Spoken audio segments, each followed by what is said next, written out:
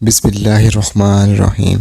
السلام علیکم عزیز دوستو حضرت داؤد علیہ السلام کی قوم بندر کیوں بن گئی؟ اس قوم نے ایسا کیا کام کیا جس سے اللہ تعالیٰ نے اتنا سخت عذاب ان پر نازل فرمایا؟ اور کیا آج کے بندر بھی ان کی نسل میں سے ہیں؟ ان تمام کے تمام سوالوں کے جوابات اس ویڈیو میں آپ کو دیں گے، لہٰذا آپ سے ایک گزارش ہے کہ ویڈیو کو آخر تک لازمی دیکھیں۔ دوستو حضرت داؤد علیہ السلام کی قوم پر اللہ تعالیٰ نے بے انتہا مہربانی فرمائی ہوئی تھی۔ یہ قوم ایک سمندر کے کنارے ایلا نامی قوم میں رہتی تھی اور ان کی تعداد 70,000 تھی۔ دوستو ان پر اللہ تعالیٰ نے اپنی خاص مہربانی فرمائی تھی۔ ہر طرف پھل، سرسبز و شاداب پھول، ہر طرف سرسبز و شادابی تھی، اور انہیں اللہ تعالیٰ نے بے انتہا نعمتوں سے نواز رکھا تھا۔ دوستو چونکہ یہ قوم سمندر کے کنارے رہا کرتی تھی، اس لیے اس کنارے پر اللہ تعالیٰ کے حکم سے انتہا کی مچھلی آیا کرتی، اور یہ وہ مچھلیاں پکڑ کر خود بھی کھاتے اور آگے فروخت کیا کرتے۔ اسی طرح ان کا کاروبار بھی چلتا تھا۔ دوستو اس کنارے میں بے انتہا کی مچھلی آیا کرتی تھی، یہ لوگ اس مچھلی کا شکار کرتے، پکڑتے، خود کھاتے اور آگے اس کا کاروبار بھی کرتے تھے۔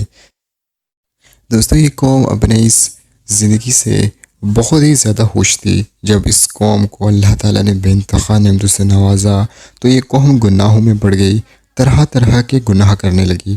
اسی طرح اللہ تعالیٰ نے اس قوم کو آزمانے کے لیے اپنی ایک وحی حضرت داؤد علیہ السلام پر ان کی قوم کے لیے بھیجی کہ اے داؤد، اپنی اس قوم سے کہہ دو کہ ہفتے کے پورے دن یہ شکار کریں مچھلی کا، مگر ایک دن چھوڑ کے، اور وہ دن ہفتے کا تھا، اور اسی دن مچھلی بھر کے آیا کرتی تھی۔ اگر ہم دوسرے دنوں کو دیکھیں تو ان دنوں میں اتنی مچھلی نہیں آیا کرتی تھی جتنی مچھلی ہفتے کے دنوں آیا کرتی تھی۔ لہٰذا جب حضرت داؤد علیہ السلام نے اپنا اللہ تعالیٰ کا یہ حکم اپنی قوم کو بتایا تو اس میں سے کافی زیادہ لوگ غمگین ہوں گے، سارے کے سارے لوگ غمگین ہوں گے کہ ہفتے کے دن ہی تو مچھلی آیا کرتی تھی اور اسی دن شکار نہیں کریں گے تو کاروبار کیسے کریں گے، کھائیں گے کیسے؟ دوستو اس طرح اس قوم کے کچھ لوگ تو غمگین ہوں گے، لہٰذا کچھ لوگوں کے دلوں میں شیطان نے ایک وسوسہ ڈالا، اور وہ وسوسہ یہ تھا کہ وہ جمعے والے دن جائیں اور سمندر کے کناروں پر نالیاں لگائیں اور وہ نالیاں حوضوں میں چھوڑ دیں۔ جب مچھلیاں جمعے والے دن اس نالیوں میں آئیں گی، کنارے پر آئیں گی، تو نالیوں سے ہوتی ہوئیں سیدھا حوضوں میں قید ہو جائیں گی، اور اس طرح وہ اتوار کو جا کر مچھلی پکڑ لیں گے اور یہ شکار بھی نہیں ہوگا۔ لہٰذا کچھ لوگوں نے تو اس ترکیب کو اپنا لیا اور کچھ لوگوں نے اس سے کنارہ کشی اختیار کر لی، اللہ کا حکم مان لیا۔ لہٰذا جنہوں نے نہیں مانگا، جنہوں نے یہ حکم نہیں مانا، وہ اس ترکیب کو اپنانے لگے۔ وہ ہفتے والے دن جاتے اور نالیاں لگاتے اور حوضے بناتے، اور جب ہفتے والے دن مچھلیاں کناروں پر آتی تو وہ ان حوضوں میں قید ہو جاتی۔ ان بے وقوفوں کو یہ بھی نہیں پتا کہ وہ حوضوں میں جب قید ہوتی ہیں تو وہ ہفتے والے دن شکار ہی ہو جاتا ہے، کیونکہ وہ حوضے انہوں نے ہی بنائے ہوتے ہیں۔ لہٰذا یہ لوگ اسی طرح شکار بھی کرتے رہے، اللہ تعالیٰ کے حکم کی نافرمانی کرتے رہے، کھاتے رہے، پیتے رہے، اور انہیں کا آگے کاروبار بھی کرتے رہے۔ اور جن لوگوں نے اس کو چھوڑا تھا، اللہ کا حکم مانا تھا، ان لوگوں نے ان لوگوں کے درمیان ایک دیوار کھڑی کر دی، لہٰذا یہ لوگ باز نہ آئے۔ حضرت داؤد علیہ السلام انہیں روز سمجھاتے، منع فرماتے، مگر یہ منع نہ ہوتے۔ اسی طرح حضرت داؤد علیہ السلام نے ایک دن اس قوم پر لعنت کر دی اور وہاں سے چلے گئے۔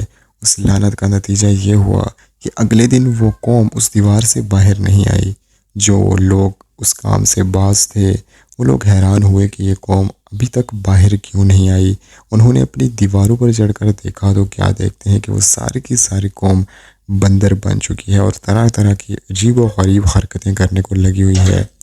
وہ لوگ جو کہ بندر بن چکے تھے اپنی قوم کے لوگوں کو پہچانتے تھے، لہٰذا جب یہ لوگ دیوار پھلانگ کر ان کے پاس گئے تو وہ لوگ جو کہ بندر بن چکے تھے انہیں سونگھنے لگے اور زاروں قطار رونے لگے اور طرح طرح کی عجیب و غریب حرکتیں کرنے لگے اور رونے لگے۔ دوستو یہ قوم بولنے سے بھی قاصر ہو گئی اور بندر بن کر رہ گئی۔ اللہ تعالیٰ نے اس قوم پر اپنا سخت ترین عذاب نازل فرمایا۔ تو دوستو، حضرت داؤد علیہ السلام کی قوم اس طرح اللہ کے حکم کی نافرمانی کرنے پر بندر بن گئی۔ دوستو، امید کرتے ہیں آپ کو یہ ہماری ویڈیو پسند آئی ہوگی، اور اگر پسند آئی ہے تو ہمارے چینل کو لازمی سے سبسکرائب کر کے اس ویڈیو کو آگے اپنے دوست احباب کے ساتھ شیئر کر دیجیے گا۔ اللہ حافظ۔